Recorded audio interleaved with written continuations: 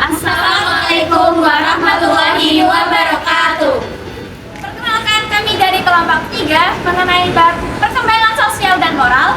Sebelum itu perkenalkan nama anggota kelompok kami, saya Fadlena Zila Binijab dengan NIM 240406055 yang berperan sebagai Zila.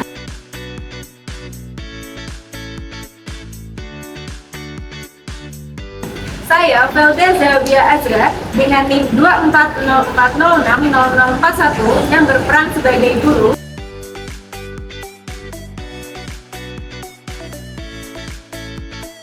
Saya Dea Putri Salsabila dengan NIM 240406058 yang berperan sebagai putri.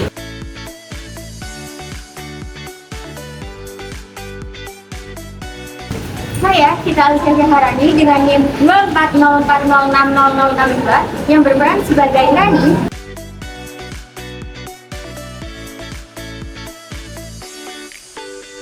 Saya Laila Sedina Azhara dengan NIM 240406036 sebagai narator.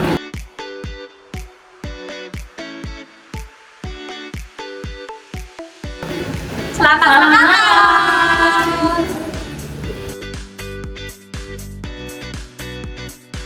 Halo semuanya, hari ini kita akan membahas mengenai perkembangan sosial dan moral pada remaja melalui studi kasus di sekolah. Nah, di sini kami akan membahas 3 studi kasus. Yang pertama yaitu perilaku bullying, yang kedua perilaku mencontek, dan yang ketiga yaitu perilaku pencurian kecil di kelas. Di sini kita akan melihat perkembangan sosial dan moral dalam kehidupan nyata.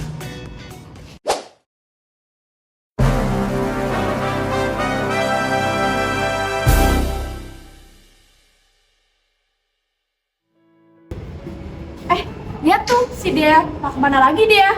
Sok rajin banget bawa buku-buku.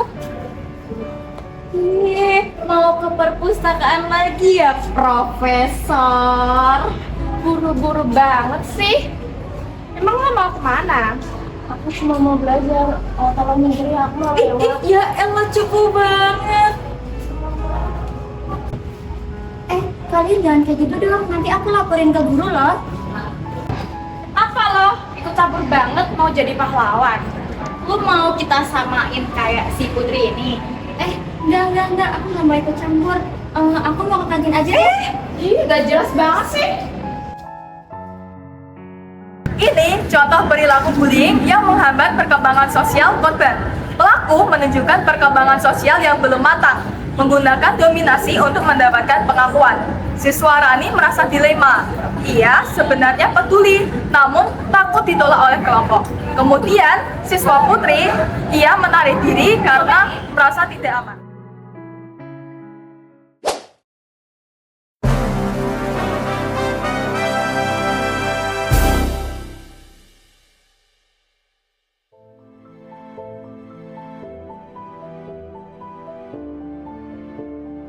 Anak-anak, ibu keluar sebentar ya buat angkat telepon.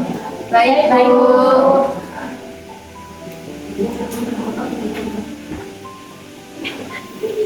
Lan, kontakin nomor 2 sampai 5 dong. Kenapa kamu sebenarnya? Nah, ini kan lagi ujian, nggak boleh nyontek. Udah lah, liatin dikit doang. Nah, gitu dong, thanks ya.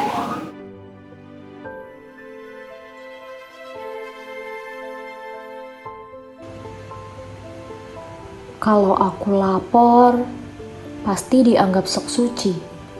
Tapi, mencontek itu salah.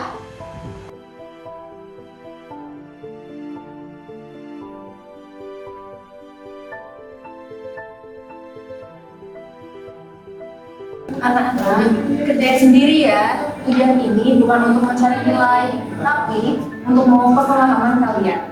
Ya, Bu.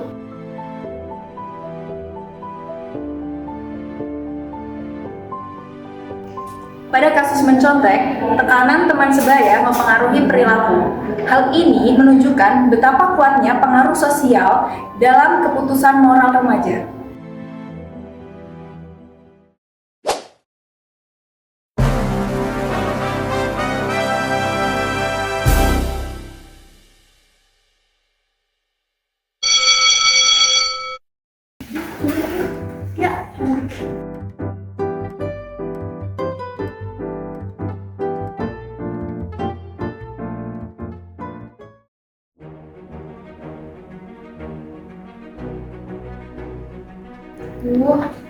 Aku butuh uang lagi buat prakarya. Ambil 1.000-2.000. Pasti Rani nggak sadar nggak sih? Nggak lah.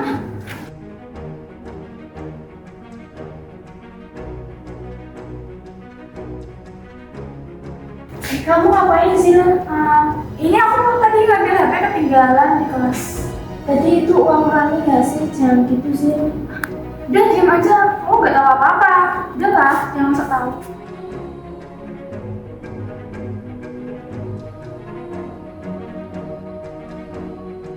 Ini ada apa?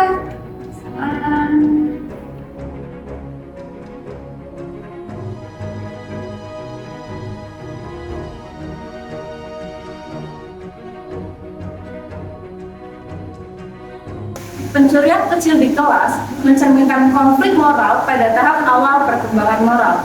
Perilaku Zila dipengaruhi oleh kebutuhan pribadi dan kurangnya keterampilan mengelola masalah sosial.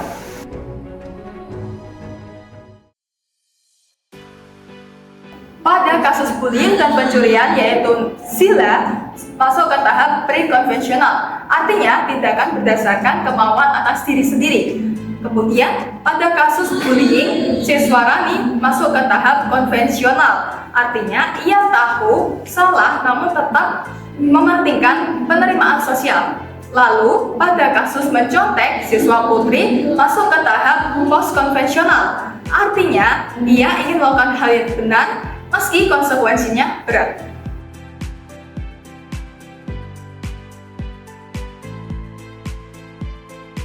Tugas guru bukan hanya mengajar pelajaran, tetapi juga nilai-nilai. Setiap perilaku mencerminkan tahap perkembangan moral yang harus dibimbing. Putri adalah siswa yang rajin, pendiam, dan memiliki perkembangan moral yang cukup matang. Ia memahami nilai benar dan salah berdasarkan prinsip bukan karena takut hukuman. Namun secara sosial, Putri masih berada pada tahap perkembangan di mana rasa aman dan penerimaan sangat penting. Bullying yang ia alami membuatnya cenderung menarik diri dan menghindari situasi sosial yang penuh tekanan. Meski sering ingin melakukan hal benar seperti mencegah mencontek atau pencurian, Putri masih mengalami konflik moral karena takut dianggap berbeda oleh teman-temannya. Siswa Rani adalah siswa yang secara sosial cukup mudah bergaul, tetapi sangat dipengaruhi oleh lingkungan sekitar. Ia sering tahu mana yang benar dan mana yang salah, namun rasa takut dijauhi membuatnya memilih diam. Rani berada pada tahap perkembangan moral konvensional, di mana penerimaan kelompok lebih penting daripada prinsip moral pribadi. Dilema seperti melihat bullying atau diminta memberikan contekan membuat Rani merasa tertekan, tetapi ia jarang berani bersikap karena takut kehilangan teman. Siswa Zila adalah siswa yang cerdas dan aktif secara sosial, namun belum memiliki kontrol moral yang kuat. Ia berada pada pre-konvensional, yaitu perilaku yang didominasi oleh kebutuhan sesaat dan keinginan pribadi. Tekanan akademik dan keinginan diterima sering membuatnya memilih jalan pintas, seperti mencontek atau mengambil barang kecil tanpa izin. Kurangnya empati dan kemampuan mengolah masalah sosial membuat Zila sulit memahami dampak tindakannya terhadap orang lain.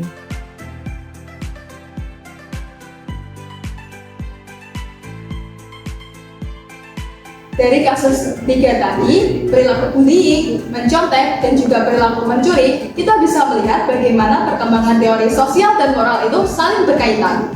Semakin kaya pengalaman sosial seseorang, semakin matang moralnya.